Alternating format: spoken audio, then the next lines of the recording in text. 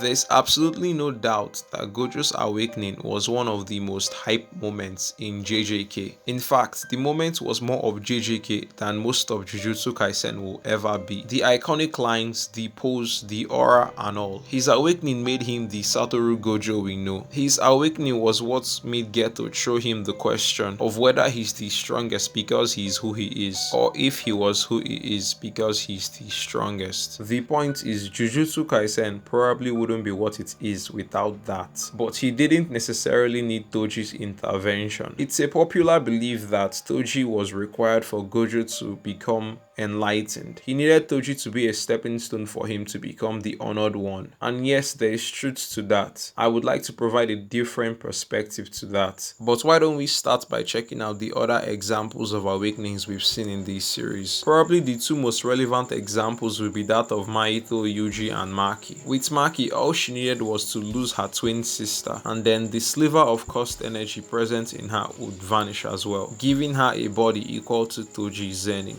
As you can see, Maki's awakening is very similar to that of Gojo's. It requires an external factor. Maki was not the owner of Mai's life. She needed Mai to want to do it in order to attain her full potential. Mind you, her full potential should be that of Toji's. But think about it, Toji was never a twin. But how is that even relevant? Well, the thing is, we know when Toji was a kid, he wasn't anything special. So in his own way, he must have awakened to some degree. And I doubt there was an external factor. After all, his heavenly restriction involved just him, unlike the way Maki's involved her sister. Mahito's awakening also didn't require much of an external factor, though there's the argument that Yuji sped up the process. After all, Mahito was only able to attain the instant body of distorted killing when he understood the core of cursed energy and his soul. The Black Flash would then later serve to give him the strength required to undergo this awakening. And this is very similar to what happened to Itadori just recently. Yuji has probably started coming so much into his own man, and so at that point all he needed was the sparks of black or something to push him to the next level. Mind you, Satoru is a known user of the Black Flash, so who knows, he might have awakened if he landed a Black Flash at a point where he understood the core essence of himself. And if you think there's too much theorizing into it, then look at it like this. Gojo's awakening really just cleared his perspective. It gave him new lenses to view the world. He, like most others who awakened, didn't necessarily get a new technique. All Gojo did was awaken to the reverse curse technique, RCT being something that Gojo was already learning prior to Toji's involvement. It's just that he couldn't get the grasp of things at the time. But he's the Satoru Gojo. It's not far-fetched to say that eventually he would have come to understand the concept of reverse curse energy, and with that, he'd pretty much be on the same level. Gojo's curse technique Red is only attained by pouring RCT into the infinity,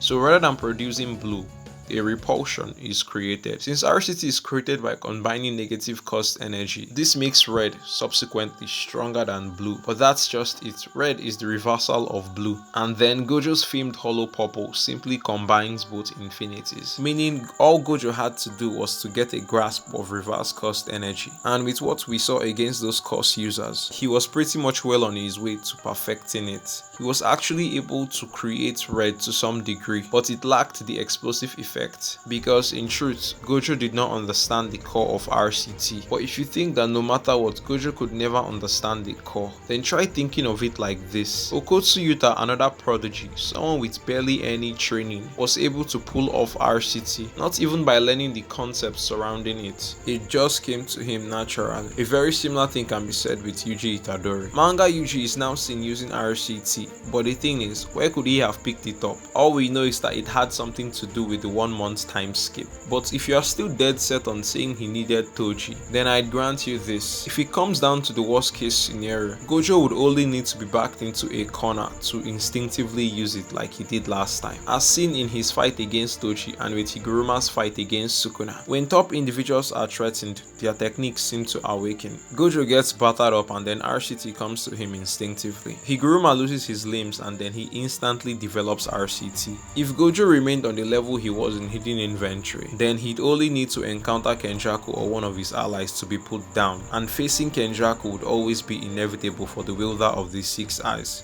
But let's touch a bit more on the Black Flash. Like I said earlier, Gojo would only need heightened senses in order to understand the core of himself and maybe possibly awaken RCT and evolve. And that's where the Black Flash comes in. When it comes to touching and sensing the core of cursed energy, the Black Flash is pretty much the fastest route. The very first time we see one landed is with Yuji in the exchange events. At the time, Yuji was pretty much a noob to the whole Jujutsu thing, but after he grazed the surface of cursed energy and space distorted with sparks turning black, he became more aware of the cursed energy surrounding him. But you know why that Yuji didn't awaken? It's because he wasn't ready, he wasn't at the threshold required. And we see the very same thing with Mahito. After Mahito lands his very first Black Flash in Shibuya, even him, who wasn't guided by Anola, seems to get it. He sees the core of cursed energy. Mahito pulled it off on his own without external assistance, and to him the rush was worth it. After he landed the critical hit, he entered a mind state very similar to that which Gojo was in when he fought Toji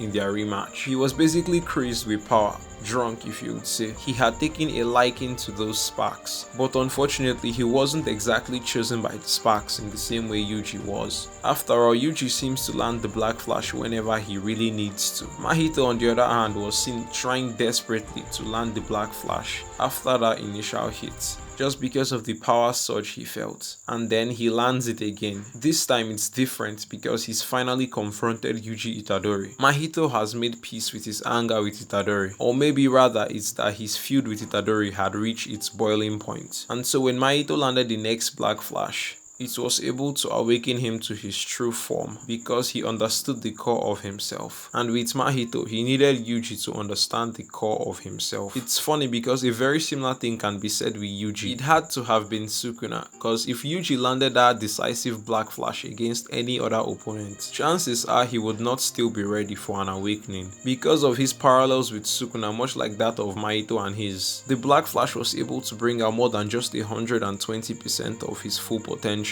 There's just one thing with Gojo landing a Black Flash and awakening. The chances of him awakening to RCT are not exactly 100%. With Mahito, it basically changed his body, making him more durable and increasing his battle strength. And with Yuji, eventually we'll come to know. But with Gojo, if the sparks were to ignite a different flame in him, he might definitely still ascend to the rank of strongest. But there's the issue of if he'd even still be the same Satoru Gojo we all know. Not only would his techniques be different, because no RCT means no red means no purple, but his interaction with Toji really helped shape his character and that of Geto's. So though he'd be strong, he probably wouldn't be the Gojo we all grew to love. To ensure that Satoru Gojo becomes Satoru Gojo in the way and manner we'd expect, to be 100% certain, he had to have encountered Toji. Though seeing him awaken in a different way, probably in extra material, would be cool. And with everything with the possibility of Gojo coming back, that unironically leaves room for a second awakening. Anyways, if you enjoyed this video, then please feel free to leave a like. If you have something to say, then you can put it in the comments. And to stay updated with the channel, then feel free to subscribe.